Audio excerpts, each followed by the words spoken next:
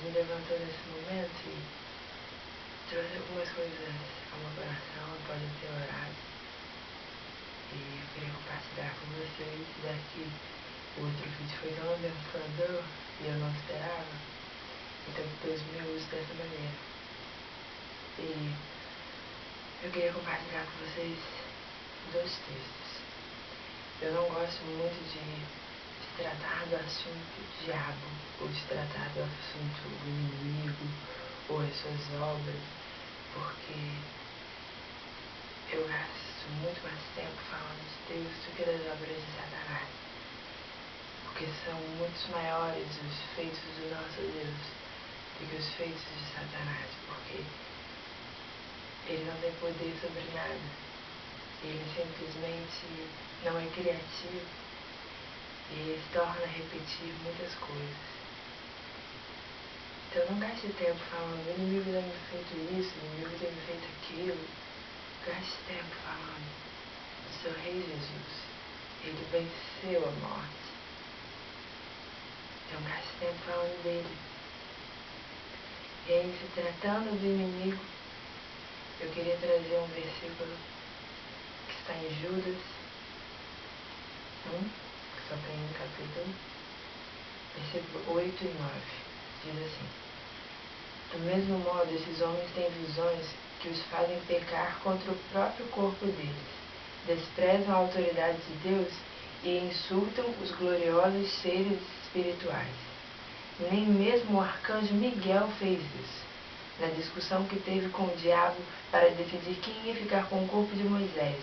Miguel não se atreveu a condenar o diabo com insultos, mas apenas disse: que o Senhor repreenda você. O arcanjo Miguel não se atreveu a ficar dando insultos ao diabo. E não é porque tem medo do diabo, mas a gente não precisa gastar tempo com ele. E confiando simplesmente na autoridade do Senhor, o arcanjo Miguel disse: que o Senhor te repreenda. Não gaste tempo falando do inimigo, mas gaste tempo do Senhor, falando do Senhor e vivendo o Senhor. E aqui ainda existe outra verdade, né? O arcanjo Miguel e o diabo estavam brigando pelo corpo de Moisés. O Senhor Deus é um Deus tão poderoso e tão envolvido conosco, que até mesmo após a morte, Ele zela pelo nosso corpo. E Deus jamais permitiria que o corpo de um filho seu ficasse nas mãos do inimigo. Mas não é sobre isso que eu quero falar hoje. Eu quero dar uma volta com vocês lá em Atos 10. Quero falar com vocês sobre um personagem especial, Cornélio. Foi um personagem que nunca tinha reparado, né? E o dia em que eu ouvi falar de Cornélio numa pregação, eu me apaixonei por Cornélio, e pela sua história, e pelo que Deus trata através da vida dele. Cornélio tem a sua história contada rapidamente em Atos 10. E eu vou ler com vocês. Está escrito assim: na cidade de Cesareia havia um homem chamado Cornélio, que era comandante de um batalhão romano chamado Batalhão Italiano. Ele era um homem religioso. Ele e todas as pessoas da sua casa adoravam a Deus. Cornélio ajudava muitos dos judeus pobres e orava sempre a Deus. Um dia, ali pelas 3 horas da tarde, Cornélio teve uma visão. Ele viu claramente um anjo de Deus que chegou perto dele e disse: Cornélio. Ele ficou olhando para o anjo e com muito medo perguntou: o que é, Senhor? O anjo respondeu: Deus aceitou as suas orações e a ajuda que você tem dado aos pobres, e ele não esqueceu você. Agora mande alguns homens até a cidade de Jope para buscarem um homem chamado Pedro. Vou parar por aqui. Pedro, nesse mesmo capítulo 10, se você continuar lendo, vai ter uma visão, onde Deus vai explicar para Pedro que ele não precisa fazer acepção, né? Porque se tinha uma visão de que Deus veio para os judeus, Jesus veio para os judeus. E como os seus não o receberam, Deus permitiu que a sua verdade fosse entregue também aos não-judeus e aos gentios. Mas ainda naquela época tinha assim, um pouco de rejeição entre falar de Jesus para os não-judeus. Né? Eles não fazem parte do povo de Deus, era mais ou menos assim. E aí, enquanto Deus deu essa visão a Pedro, Deus fez Pedro entender que não era para ele fazer acepção de pessoas, porque o próprio Deus não estava fazendo acepção de pessoas. E queria com que a verdade de Jesus alcançasse os não-judeus.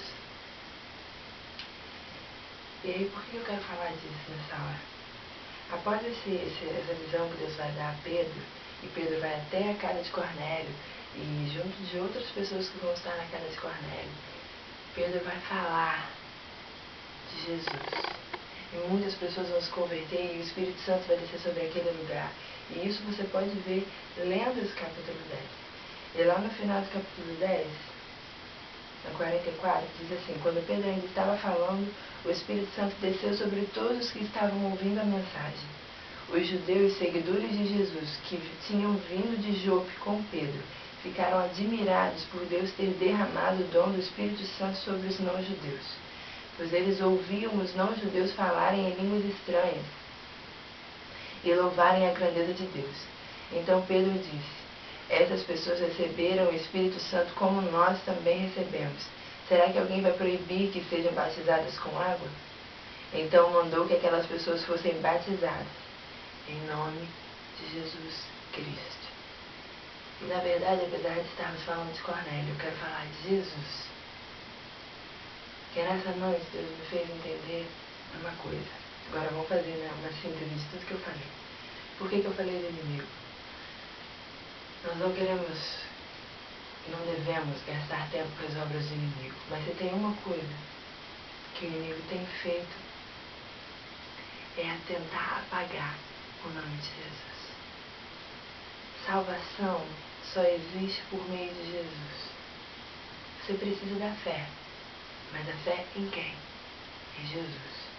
E o inimigo tem tentado apagar o nome de Jesus dos cultos, das orações. As pessoas às vezes não oram mais em nome de Jesus. As pessoas simplesmente falam amém. E para onde foi essa oração se o nome de Jesus não foi chamado? A Bíblia diz, Jesus disse: tudo aquilo que pedires em meu nome vos será feito. E uma das coisas que o inimigo não tem problema é em fazer você pensar que você está sendo abençoado, contando que você não chegue ao nome de Jesus. E era o que acontecia com Cornélio. Cornélio era um homem religioso, como diz aqui. Cornélio orava. Cornélio ajudava os pobres. E Deus, tendo misericórdia e vendo o coração de Cornélio, que verdadeiramente queria segui-lo, Deus mandou um anjo que falou com Cornélio: Cornélio, chame Pedro, que Pedro vai falar algumas verdades para vocês. E aí Pedro vem e fala de Jesus para Cornélio e para muitas pessoas que estavam reunidas na casa de Cornélio naquele tempo. Jesus é um assunto que nunca vai acabar. E é sobre ele que nós precisamos falar. Não cesse de falar de Jesus. Não cesse de falar de Jesus. E não aceite outro caminho que seja Jesus. Porque o inimigo não tem problema em nos fazer pensar que nós estamos próximos de Deus e que nós somos religiosos, contando que a gente não toque no nome de Jesus. Porque o nome de Jesus é que te restaura. O sangue de Jesus é que te faz alvo como a neve, é que limpa seus pecados. Jesus é que é seu advogado diante de Deus. E que quando o inimigo vem te acusar, Jesus, seu advogado, não te condena. E essa é uma armadilha que o inimigo tem feito constantemente, tem tentado entrar na igreja com isso. O inimigo resolveu deixar com que pastores e com que muitos ministros falem de Deus, de Deus, de Deus, porque o povo quer ouvir de Deus, mas não fala de Jesus. Eu mesmo conheço pessoas na minha família que não fazem mal a ninguém, mas que simplesmente não aceitam Jesus.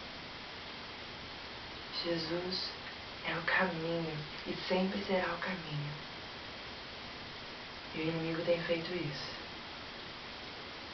Então nessa noite eu só queria que a gente entendesse que nós não devemos gastar tempo com o inimigo. Mas uma vez eu ouvi algo muito interessante, né? Nós precisamos conhecer o inimigo das nossas almas. Nós precisamos conhecer aquele que tem lançado armadilhas sobre nós.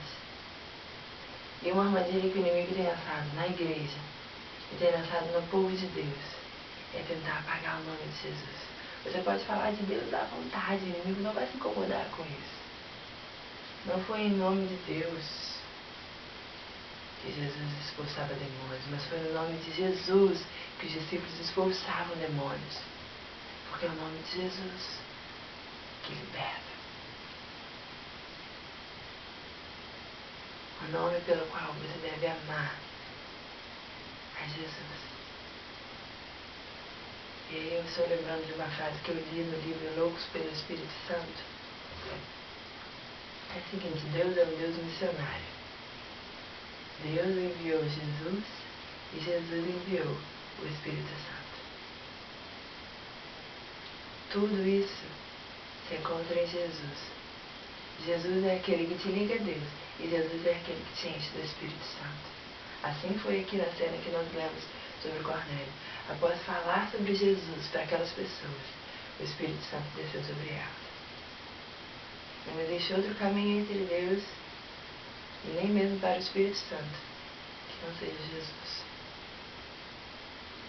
Jesus, nome mais lindo. Eu fiz essa canção, eu amo essa canção. Nome mais lindo, nome mais doce, é o nome de Jesus. Se você puder, ore nessa hora e simplesmente clame por Jesus.